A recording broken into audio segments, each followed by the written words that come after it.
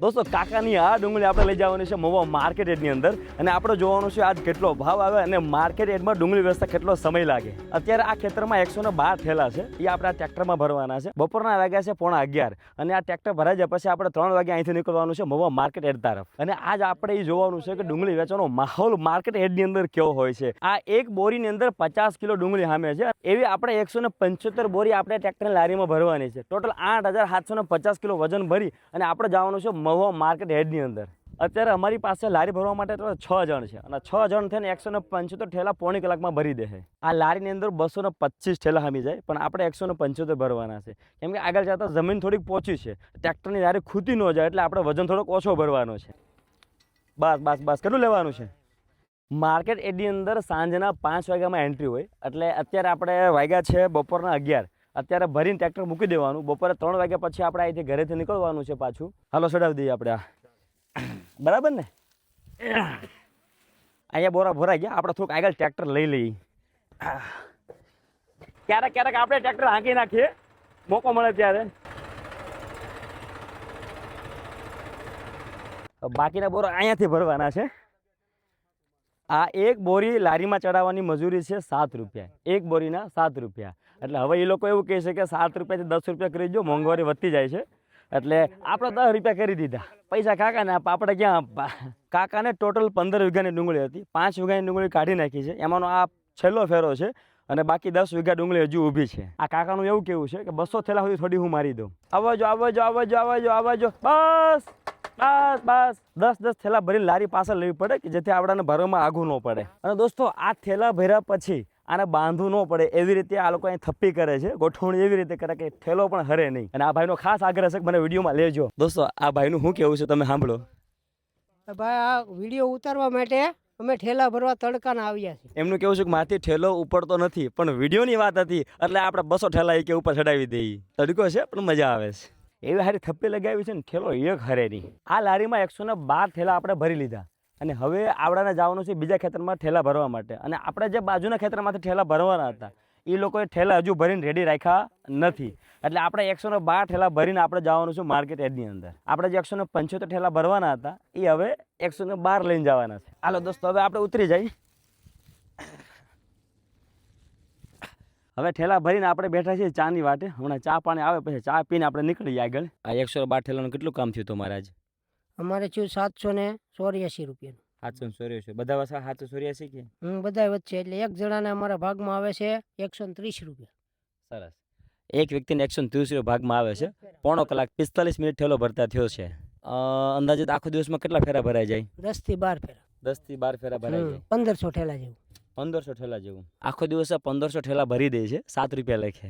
એલું ભરતો અરે પણ અરે ત્યાર તાણી માયલા અહીંયા થોડું હાલે કઈ. હા એમ બસ પીવો. દોસ્તો મસ્ત મજાની ચા પાણી પી લીધા અને આ લોકોનું એવું કેવું છે કે અમે જ્યાં ઠેલા ભરવા જાય ને અમને નીકળા દૂધની સ્પેશિયલ ચા પાવામાં આવે. આપણે ડુંગળીના ઠેલાથી આ ટ્રેક્ટર ભરી દીધું છે અને 3 વાગ્યા સુધી આ ટ્રેક્ટર આપણા ખેતરમાં આમને પડ્યું રહે કેમ કે માર્કેટ યાર્ડની અંદર એન્ટ્રી આપે છે સાંજના 5 વાગે. 3 વાગે આપણે અહીંથી નીકળશું એટલે 5 વાગે આપણે માર્કેટ યાર્ડ પહોંચી જાઉં અને હવે આપણે ઘર તરફ જઈ બપોરા કરી અને 3 વાગે પાછા આવીને નીકળીએ. દોસ્તો બપોરના 3 વાગી ગયા છે. કાકા એક સરસ મજાની બપોરની ચા પી લીધી અને હવે આપણો સમય છે આપણી જર્ની શરૂ કરવાનો. આ ડુંગળીની માથે બેહીને આપણે જવાનું છે મહુવા માર્કેટ યાર્ડની અંદર. હવે આપણે ચડી જાય એની માથે.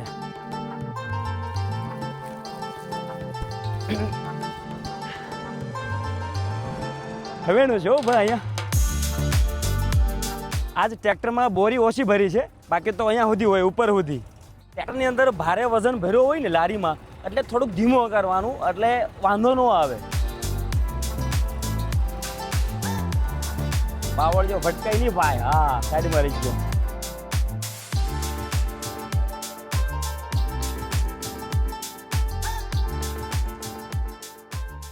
દોસ્તો અમારું ટ્રેક્ટર રસ્તે ચડી ગયું છે અને ભાઈ ધબધબાટી ચાલે છે. અત્યારે થોડુંક ધીમું હાલે કેમ કે વજન ભર્યો છે ડુંગળીનો વધારે એટલે. અને દોસ્તો તમે શહેરમાં રહીને આવી રીતે ક્યારેક ટ્રેક્ટરની લારી ભરી હોય પછી બાજરીની ભરી હોય, કપાની ભરી હોય કે ગૂંધળીની ભરી હોય કે પછી ડુંગળીની ભરી હોય, તમે આની માથે બેહીને જો લાવો નથી લીધો, મજા નથી લીધી, એક વખત આની માથે બેહીને આનંદ કરવા જેવો. આ રસ્તો થોડોક ખરાબ છે, અમારા ગામનો રસ્તો છે એટલે થોડુંક ટ્રેક્ટર ધીમું હાલે છે. આપણે હાઈવે ચડી જઈએ પછી બહાટી બોલાવીએ ટ્રેક્ટરની. અમારા ગામમાં મોટે ભાગે ઘઉંનું વાવતર થયેલું, એટલે મોટા ભાગના ખેતર હવે ખાલી થવાને આરે છે. અને દોસ્તો અહીંની હવા અને અહીંનો જે માહોલ છે ને, એકવાર ખરેખર માણવા જેવો છે.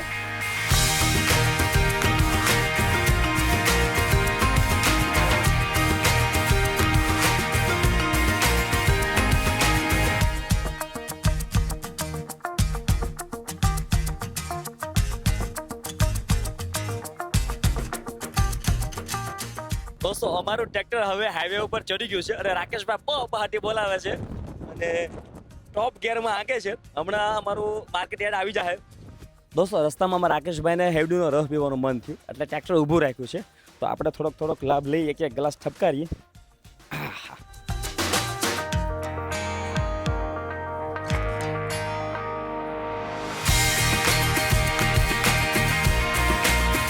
ગરમી છે એટલે આવું બધું ટાઢું બહુ સારું લાગે.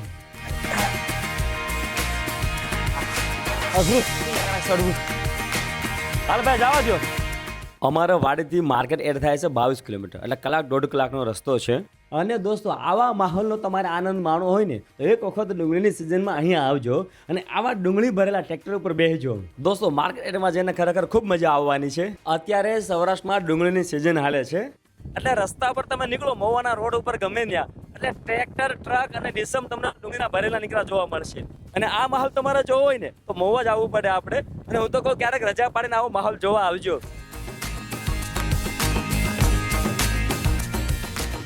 આ બેગ આપણે બાંધવી ન પડે, પણ થોડીક ખાલી લારી છે અને રોદા રસ્તામાં વધારે છે એટલે હવે એને પાછા બાંધી દઈએ છીએ.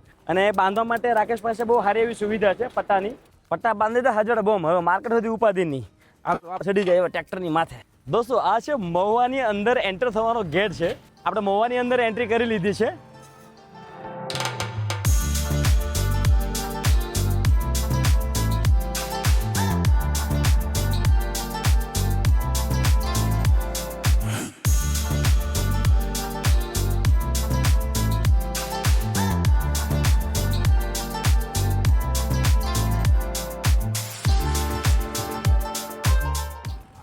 તો દોસ્તો આ છે આપણું મહુવાનું ડુંગળીનું માર્કેટ હેડ.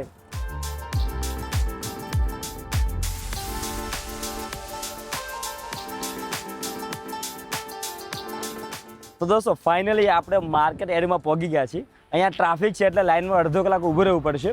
અને ડુંગળીનો માહોલ તમને અહીંયા જે દેખાડું ને જોવા જેવો છે. દોસ્તો મહુવાના માર્કેટ હેડની અંદર અત્યારે ડુંગળીની 25% સિઝન શરૂ થઈ છે, છતાં દરરોજના 1 લાખ ઠેલાની આવક છે. એ લાખ ઠેલા દરરોજ વેચવા માટે ડુંગળી આ માર્કેટ એડની અંદર આવે છે. તમને નાની એવી માર્કેટ એડની સફર કરાવું.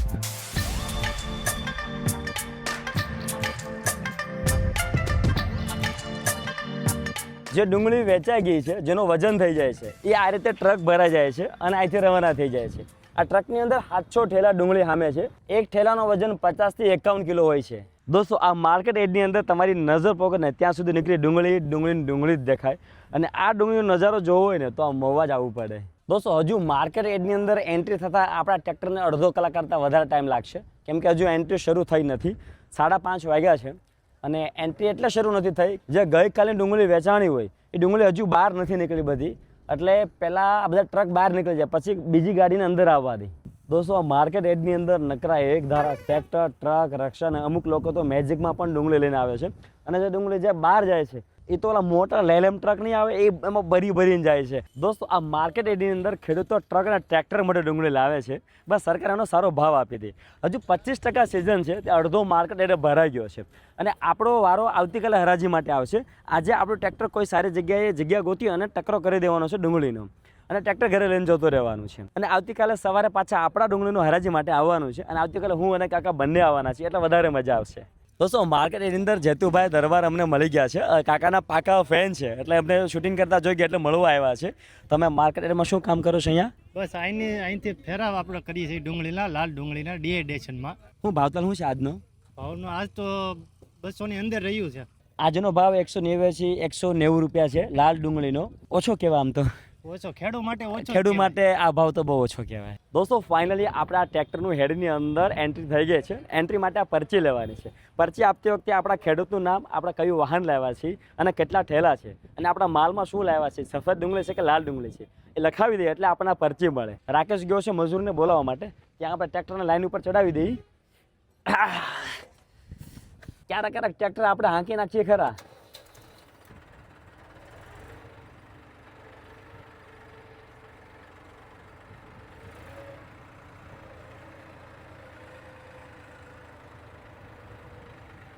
આ જગ્યા ઉપર આપણે ડુંગળીનો ઢગલો કરવાનો છે અને આજની રાત ડુંગળી અહીંયા પડી રહેશે અને હરાજી માટે આપણે આવતીકાલ સવારે પાછું આવવાનું છે.